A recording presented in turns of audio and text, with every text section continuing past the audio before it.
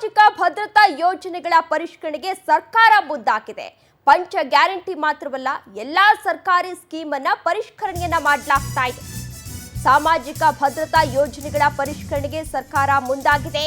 ಪಂಚ ಗ್ಯಾರಂಟಿ ಮಾತ್ರವಲ್ಲ, ಎಲ್ಲಾ ಸರ್ಕಾರಿ ಸ್ಕೀಮ್ ಅನ್ನ ಪರಿಷ್ಕರಣೆಯನ್ನ ಮಾಡಲಾಗ್ತಾ ಇದೆ. ಗೃಹಲಕ್ಷ್ಮಿ, ಗೃಹಜ್ಯೋತಿ, ಶಕ್ತಿ ಸೇರಿ ಪಂಚ ಗ್ಯಾರಂಟಿಯನ್ನ ಪರಿಷ್ಕರಣೆಯನ್ನ ಮಾಡಲಾಗ್ತಾ ಇದೆ. ಜೊತೆಗೆ ವಿಧವಾ ವೇತನ, ವೃದ್ಧಾಪ್ಯ ವೇತನ ಸೇರಿ ಹಲವು ಪರಿಷ್ಕರಣೆಯನ್ನ ನಡೆಸಲಾಗ್ತಾ ಇದೆ.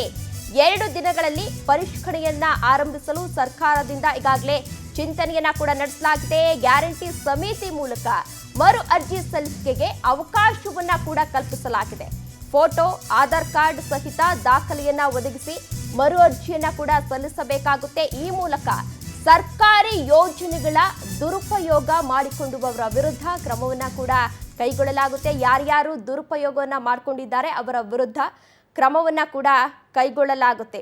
ಅಂದ್ರೆ ಈ 60 ವರ್ಷ ಮೇಲ್ಪಟ್ಟವರು ಪಿಂಚಣಿಯನ್ನ ಪಡೆದುಕೊಳ್ಬೇಕು. ಆದ್ರೆ ಕೆಲವೊಂದಷ್ಟು ಜನ ಏನ್ ಮಾಡ್ತಾ ಇದ್ದಾರೆ ಅಂತ ಅಂದ್ರೆ ನಕಲಿ ದಾಖಲೆಗಳನ್ನ ಸೃಷ್ಟಿಸಿ ಪಿಂಚಣಿಯನ್ನ ಪಡೆದುಕೊಳ್ತಾ ಇದ್ದಾರೆ. ಇದೇ ವಿಚಾರಕ್ಕೆ ಸಂಬಂಧಪಟ್ಟಂತೆ ಹೆಚ್ಚಿನ ಡೀಟೇಲ್ಸ್ ಅನ್ನ ನೀಡಲಿದ್ದಾರೆ ನಮ್ಮ ಪ್ರತಿನಿಧಿ ಶಶಿಧರ್. ಶಶಿಧರ್, ಸರ್ಕಾರ ಯಾವ ರೀತಿ ಪ್ಲಾನ್ ಅನ್ನ ಮಾಡ್ಕೊಂಡಿದೆ, ಮರು ಅರ್ಜಿ ಸಲ್ಲಿಕೆಗೆ ಯಾವೆಲ್ಲ ರೂಲ್ಸ್ ಅನ್ನ ಫಾಲೋ ಮಾಡಬೇಕು? ತೇಜಸ್ವಿನಿ, ರಾಜ್ಯದಲ್ಲಿ ಸುಮಾರು 90 ಲಕ್ಷಕ್ಕೂ ಹೆಚ್ಚು ಜನ ಈ ಒಂದು ರೀತಿಯ ಫಲಾನುಭವಿಗಳಾಗಿ ಸರ್ಕಾರದ ಯೋಜನೆಗಳನ್ನ ಪಡಿತಿದ್ದಾರೆ. ಅದರಲ್ಲೂ ಪ್ರಮುಖವಾಗಿ ಗ್ಯಾರಂಟಿಗಳಲ್ಲಿ ಎಲ್ಲರೂ ಕೂಡ ಜಾತಿ ಭೇದ ಇಲ್ಲದೆ ಯಾವುದೇ ಮತ ಇದ್ರೂ ಕೂಡ ಅವರೆಲ್ಲರೂ ಕೂಡ ಫಲಾನುಭವಿಗಳಾಗಿ ತೆಗೆದುಕೊಳ್ತಿದ್ದಾರೆ. ಅದು ಈಗ ಸದ್ಯಕ್ಕೆ ಗೊತ್ತಾಗಿದೆ. ಇನ್ನು ವಿಶೇಷವಾಗಿ ಏನಂತಂದ್ರೆ ವೃದ್ಧಾಪ್ಯ ವೇತನ ಆಗಿರ್ಬೋದು, ಅಂಗವಿಕಲರಾಗಿರ್ಬೋದು, ಅದೇ ರೀತಿಯಲ್ಲೂ ಕೂಡ ವಿಧವಾ ವೇತನ ಆಗಿರ್ಬೋದು, ಮತ್ತೆ ಮತ್ತೆ ವಯಸ್ಸಾಗಿದ್ದಂಥವ್ರು 60 ವರ್ಷ ಮೇಲ್ಪಟ್ಟಂತವ್ರು, ಇಂಥವರು ಸುಮಾರು 26 ಲಕ್ಷ ಜನ ಫಲಾನುಭವಿಗಳಿದ್ದಾರೆ. ಆದ್ರೆ ಅದರಲ್ಲಿ ಪ್ರತಿ ತಿಂಗಳು ಕೂಡ ಅವರಿಗೆ ಮಾಸಿಕ ವೇತನ ಹೋಗ್ತಾ ಇದ್ರು ಕೂಡ ಅವರು ನಿಜವಾಗ್ಲೂ ಕೂಡ ಬದುಕಿದಾರ, ಅವರು ನಮ್ಮ ರಾಜ್ಯದವರ, ಅವರ ಏನಾದ್ರು IT ರಿಟರ್ನ್ಸ್ ಆಗಿದಾರ, ಇದ್ರ ಬಗ್ಗೆ ತನಿಖೆಯನ್ನ ಮಾಡಿದಾಗ ಸುಮಾರು 14 ಲಕ್ಷ ಜನ IT ರಿಟರ್ನ್ಸ್ ಮಾಡ್ತಿದ್ದಂಥವ್ರು, ಏನ್ ವೃದ್ಧಾಪ್ಯ ವೇತನ ಪಡಿತಿದ್ದಂಥವ್ರು ಆಗಿರ್ಬೋದು, ಅದೇ ರೀತಿಯಲ್ಲಿ ಕೂಡ ಹ್ಯಾಂಡಿಕ್ಯಾಪ್ಸ್ ಆಗಿರೋದು ಎಲ್ಲರೂ ಕೂಡ ಗೊತ್ತಾಗಿದೆ. ಈಗ ಸದ್ಯಕ್ಕೆ ಯಾರೊಬ್ಬ ಅಂಗವಿಕಲ ಇರ್ತಾರೆ ಅಂತಂದ್ರೆ ಸರ್ಕಾರದಿಂದ ಸವಲತ್ತನ್ನ ಪಡೀತಿರ್ತಾರೆ. ನೆಕ್ಸ್ಟ್ ಆತ ಸರ್ಕಾರದ ಕೆಲಸವನ್ನ ಸೇರ್ಕೋಬಹುದು, ಇಲ್ಲಾಂದ್ರೆ ಪ್ರೈವೇಟ್ ಎಲ್ಲಾದ್ರೂ ಒಳ್ಳೆ ಜಾಬ್ಗೆ ಹೋಗ್ಬೋದು, ಆತ IT ರಿಟರ್ನ್ಸ್ ಅನ್ನ ಕಟ್ತಾ ಇರ್ಬೋದು.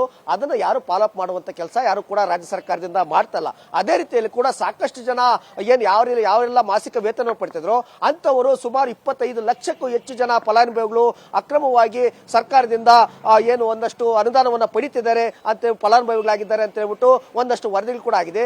ಹೀಗಾಗಿ ಗ್ಯಾರಂಟಿಗಳನ್ನ ಯಾವ ರೀತಿಯಾಗಿ ಪರಿಷ್ಕರಣೆ ಮಾಡಿದ್ರು ಅದೇ ರೀತಿಯಲ್ಲಿ ಕೂಡ ವೃದ್ಧಾಪ್ಯ ವೇತನ, ಅಂಗವಿಕಲ ವೇತನ, ಅದೇ ರೀತಿಯಲ್ಲೂ ಕೂಡ ವಿಧವಾ ವೇತನ, ಇವೆಲ್ಲವೂ ಕೂಡ ಯಾರೆಲ್ಲ ಪಡಿತಿದ್ರೋ ಅವೆಲ್ಲವನ್ನು ಕೂಡ ಕಡ್ಡಾಯವಾಗಿ ಪ್ರತಿ ಮನೆಗೂ ಕೂಡ ಹೋಗಿ ಅವ್ರು ನಿಜವಾಗ್ಲೂ ಕೂಡ ಫಲಾನುಭವಕ್ಕೆ ಅರ್ಹರಿದ್ದಾರ, ಅವ್ರ ಹತ್ರ BPL ಕಾರ್ಡ್ ಇದೆಯಾ, ಅವ್ರ ಮತದಾನದ ಹಕ್ಕನ್ನು ಹೊಂದಿದಾರ, IT ರಿಟರ್ನ್ಸ್ ಏನಾಗಿದೆ ಎಲ್ಲವನ್ನು ಕೂಡ ಚೆಕ್ ಮಾಡಿ ಅವರಿಗೆ ಮತ್ತೆ ಅವರಿಗೆ ಸರ್ಕಾರದ ಯೋಜನೆಯನ್ನ ಕೊಡೋದಕ್ಕೆ ಸರ್ಕಾರ ಚಿಂತನೆಯನ್ನ ಮಾಡಿದೆ. ತೇಜಸ್ವಿ, ಓಕೆ, ಧನ್ಯವಾದ ಶಶಿಧರ್ ತಮ್ಮೆಲ್ಲ ಡೀಟೇಲ್ಸ್ಗಾಗಿ.